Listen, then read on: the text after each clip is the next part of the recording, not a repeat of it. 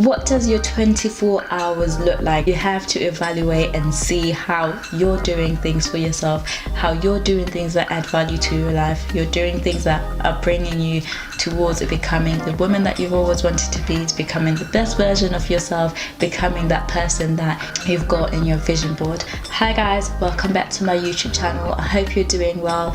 If you haven't already, please subscribe, comment, like and share this video if you enjoy it, and let's get right into it. So today's video is all about analyzing our day-to-day lives, and I mean analyzing your 24 hours. Whoever you're aspiring to be, you've got the same 24 hours as them, but what does your 24 hours look like? A lot of time we don't realize that we're lacking time for ourselves. We don't have enough time to do things that adds value to our lives. For example, if we're working a 9 to 5, right? We spend so much time at work building someone else's dream, working towards achieving those people's goals, but yet when you get home, you're tired and you don't have enough time for yourself. It's important to be able to analyze and see what we're doing for yourself. You can always make time for things that matter the most. You could always find time. It doesn't mean being fully immersed and not having enough sleep. Sleep is equally as important, but you have to make sure that you're working towards whatever you're aspiring to be. For example, you can't, if you're on a fitness journey, you can't be at work eating as much as you like, getting home and then saying you're too tired to go to the gym.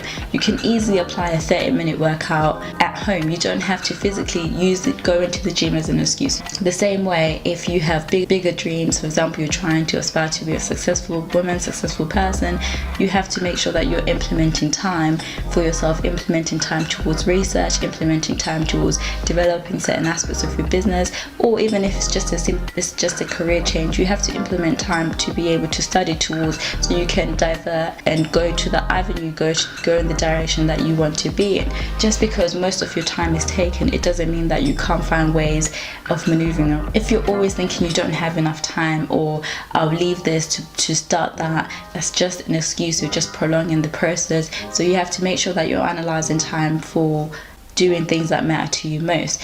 Yes, sometimes if you struggle with that, it may mean that having a to-do list, having a journal, and making sure that you're keeping track of your time, how you spend your time, is equally as important. You can't spend too much time relaxing and expecting to have different results. So sometimes you may have to restrict yourself. You may have to restrict going out. You may have to restrict yourself on things that you would usually do so you can get to the next level. And you have to make a few more sacrifices. The key is being able to identify how you're adding value to your own life. And so make sure to analyze and plan out your 24 hours. As crazy as it sounds, if you try it and delegate certain times towards a specific task, then you see that things work out seamlessly, and you'll be able to fit in time for yourself. You'll be able to choose yourself, as well as working to keep yourself afloat. Okay, so make sure that you analyze your 24 hours. I'd love to see what your 24 hours looks like. Don't forget to leave that in the comment section below,